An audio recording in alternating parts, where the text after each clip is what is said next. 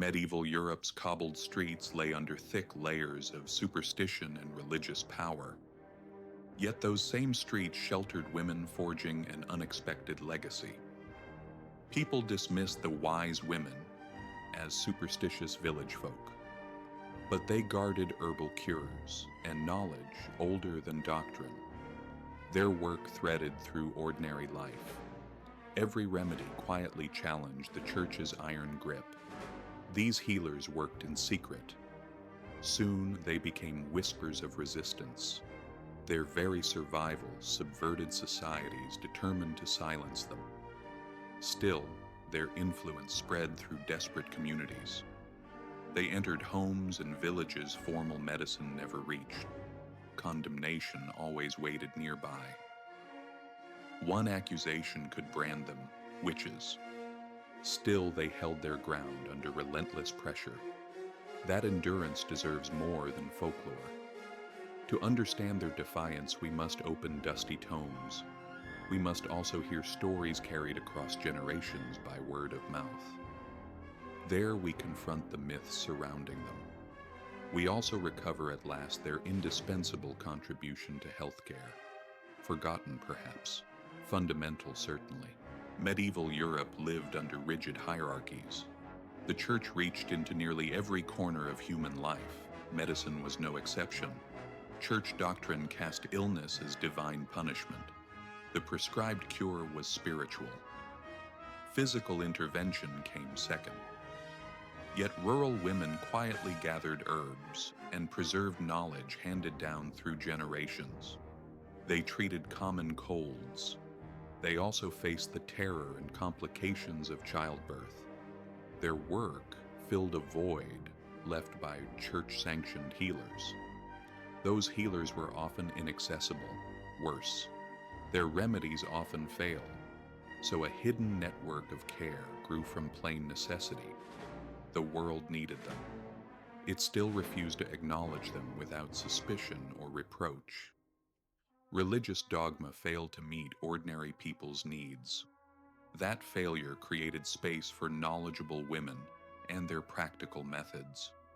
They watched symptoms. They tested remedies. They learned through direct observation. Their story holds persistence and brilliance against relentless oppression. It proves healing can transcend doctrine. At the center of this underground network stood an arcane language, herbal medicine. These women were often called the Cunning Folk. Their crowded gardens served as living pharmacies. They spoke through poultices and teas, through tinctures and pastes. Every solution was distilled from nature's vast pharmacopoeia. Their knowledge was empirical. It passed by word of mouth from mother to daughter. Healer taught novice. Every plant held a purpose. Willow bark eased pain. Yarrow treated wounds. Chamomile calmed anxiety. Documented medical knowledge remained scarce. Still, these women assembled crude but effective formularies. Their botany offered more than practical treatment. It was revolutionary. They bypassed the strict control of male-dominated ecclesiastical medicine. Their notebooks were often scraps. Symbols and secrets crowded every page. Yet those fragments revealed sophisticated knowledge others could not imitate. Time and persecution nearly erased this botanical legacy. Still, it survived. It whispered of nature's benevolence within rigid doctrinal confines. Herbs were only part of the wise women's medicine. Their treatments also carried rituals drawn from long-lost pagan traditions.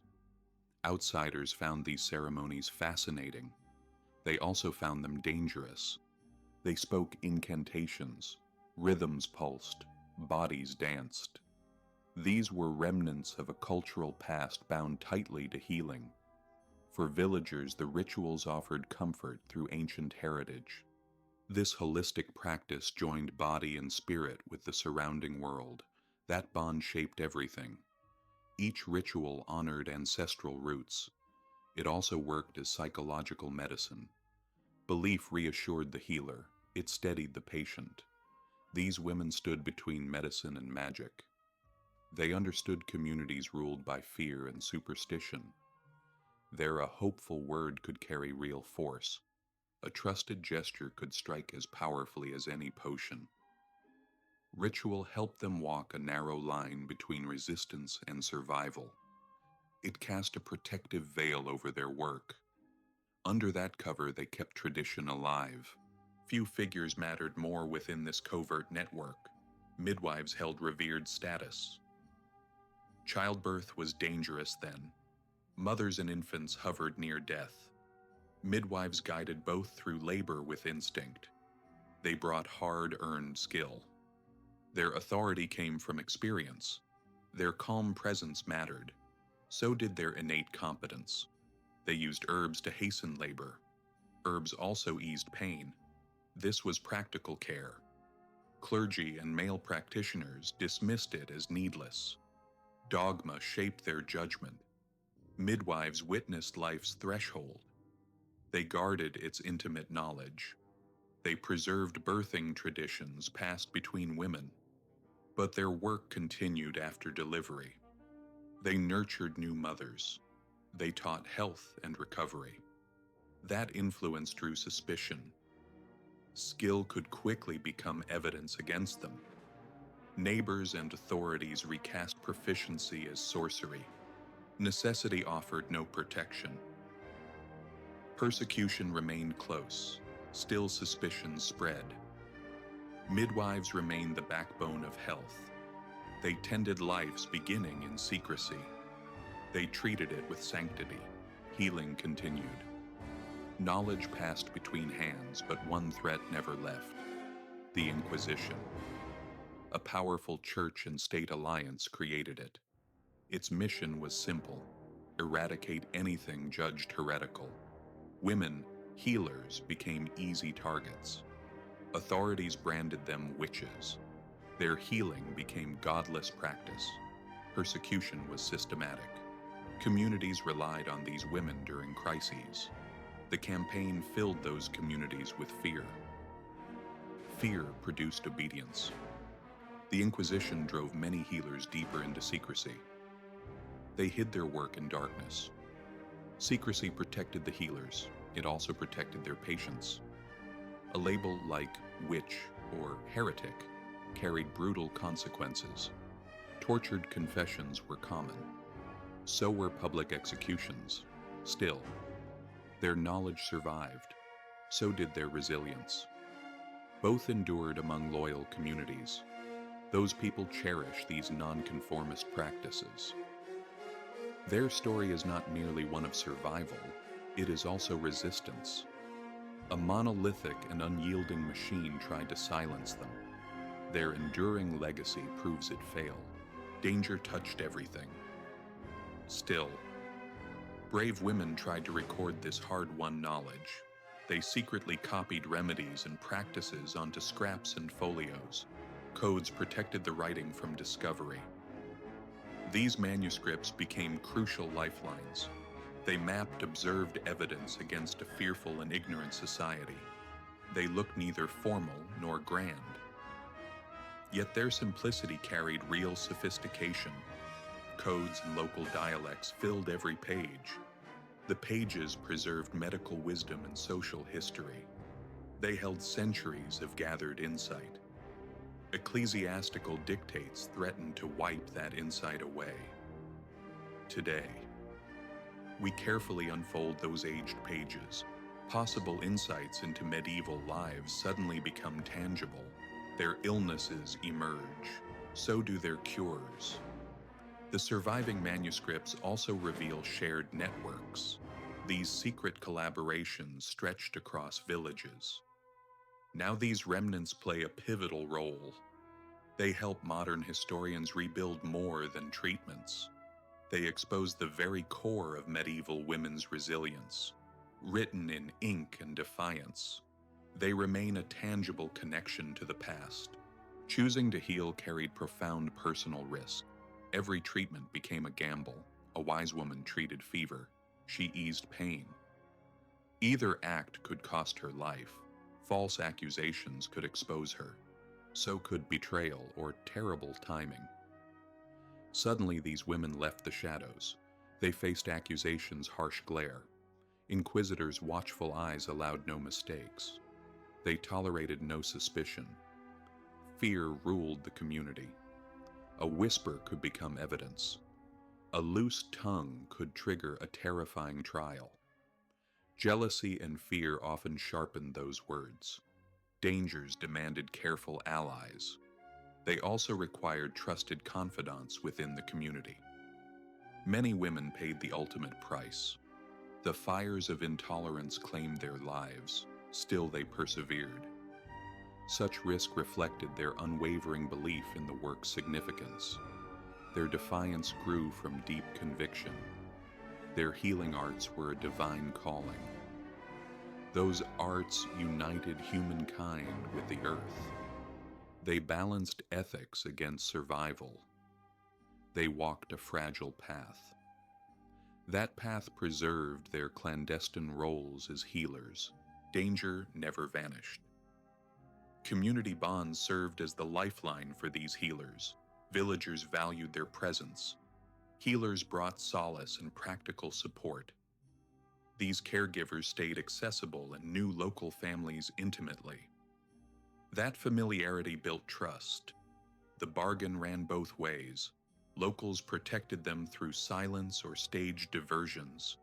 Such resistance kept spirits afloat beneath oppressive authority. This mutual support let secret networks survive scrutiny. Healers gave that loyalty back through skills serving communal needs.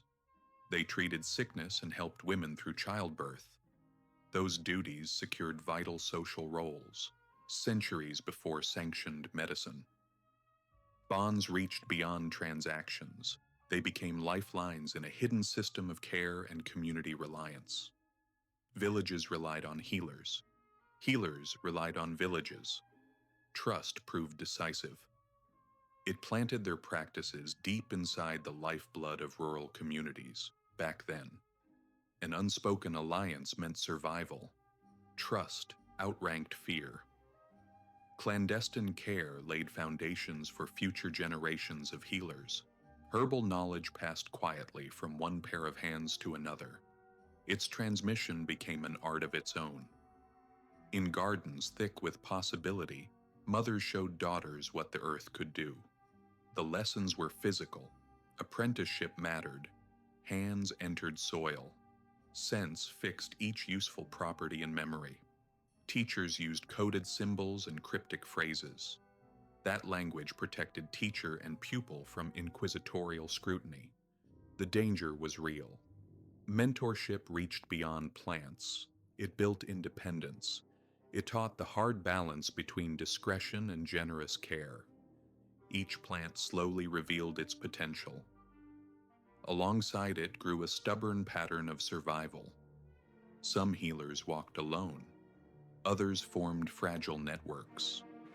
The exchange preserved more than continuity. It sparked innovation. Students reshaped old practices for changing environments. Through that exchange, each generation pushed light against darkness. Their vigilance honored the legacy of their ancestors. Meanwhile, splintered groups fought to weave healing back into their communities. These women showed formidable resilience under relentless pursuit. They held fast to their mission. They brewed elixirs and tinctures beneath the constant threat of prosecution. This was silent resistance. Their healing reached beyond compassion. It became a blunt declaration against an austere age seeking their eradication. Consultations passed in whispers through hidden alcoves. Moonlit gatherings unfolded in isolated clearings. Each act became a careful dance with survival. Dignity fed rebellion. Their quiet courage fused compassion with defiance. Rumors spread, interrogations followed. Then came trials and death. Those shadows carved a hard lesson into their lives. Unthinkable cruelty only hardened their unconquerable will to persist. Their resilience showed more than bravery. It carried one simple and powerful truth. Devotion to nurture and knowledge became an act of empowerment. It served as their shield against a tempest of ignorance. Through their strength, they forged a forgotten sisterhood, healing, fortitude, shared destiny. This struggle often looks isolated, yet some men stood beside these women. They understood why. The community needed these healers. Husbands and fathers helped. So did sympathetic men within their communities. They recognized the skill behind each clandestine remedy. Its necessity was clear. They hid incriminating tools. They supplied alibis. Others shared knowledge through codes. Their actions often slipped beneath inquisitorial notice. That support kept the healing tradition alive. Patriarchal pressure remained fierce. Not every man became an opponent. Their secret complicity exposed the community's reliance on these women. This unorthodox cooperation forged a rare counterbalance. Genuine respect circumvented fear's destructive force. The alliance remained unspoken. Still, it revealed the inherent value of the healer's work. It fostered unity beyond the prevailing story of gendered persecution. That matters. Humanity has never followed one clean narrative. It is a mosaic of complexity and unlikely alliances. Survival is mutual, despite historical attempts at erasure. Their legacy endured.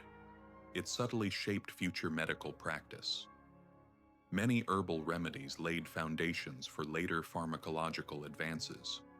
They proved observation and knowledge could thrive beyond institutions. Their methods were holistic and preventative. Modern medicine now revisits that ancient wisdom. We scour archives and herbal manuscripts. Their imprint grows clearer with every discovery. These women championed care centered on each patient. They trusted intuition. They understood the unfathomable bond between mind and body. That ethos now drives contemporary medical discussions. Their blend of natural remedies and profound empathy keeps resurfacing. Our scientific understanding deepens. Persecution cast a long shadow over their work. Still, these enduring threads reveal their extraordinary influence. They bind healing's history directly to the present. These healers remain both a reminder and an inspiration. They justify further inquiry into overlooked dimensions of medical history. They deserve honor for their pivotal and unwavering contributions. Much has vanished into time, yet modern scholars keep pursuing these women's stories. They sift letters and artifacts. They study manuscripts preserved by devoted hands. Remarkable insights emerge from those fragments. Their lost world moves closer. The broken record of their existence takes shape again. Historians work through every layer. They challenge a monolithic narrative smothered beneath tropes of persecution. Oral stories endure. Centuries of retelling have shaped them. They offer vivid but fragmented glimpses into these women's lives. They add dimension to the surviving account. Renewed interest now confronts old and mistaken presumptions. It ensures their rightful contributions receive honor. These stories demand recognition for forgotten legacies. This is no longer solely historical inquiry. It seeks to correct misconceptions. Diligent work helps buried fragments breathe again. Their names may remain unknown. Their imprint remains undeniable. It deserves celebration within the annals of medicine and history. That tribute is long overdue. Our journey ends with these forgotten healers and their unyielding spirit. Their compassion endured. So did their tenacity and quiet rebellion. They defied rigid systems and left a record of perseverance and resistance. European history pushed them into shadowed corners. Still, their legacy survived. It resonates in today's renewed embrace of holistic medicine and well-being. Their practices carry an old truth. Kindness matters. Diverse medical thought matters. Intuition can leave a profound impact. Darkness shrouded their era. Yet these women carried light. They opened paths that endured through shared knowledge, courage, and community support. Their story forces a necessary reckoning. It questions conventional history. It also makes room for complexity. History's narratives bypassed them and nearly buried their influence. Even so, their roots run deep through humanity's continuing journey of healing. At last, they stand acknowledged. They claim their rightful place in the annals of time. They were resilient pioneers and nurturing champions of humanity.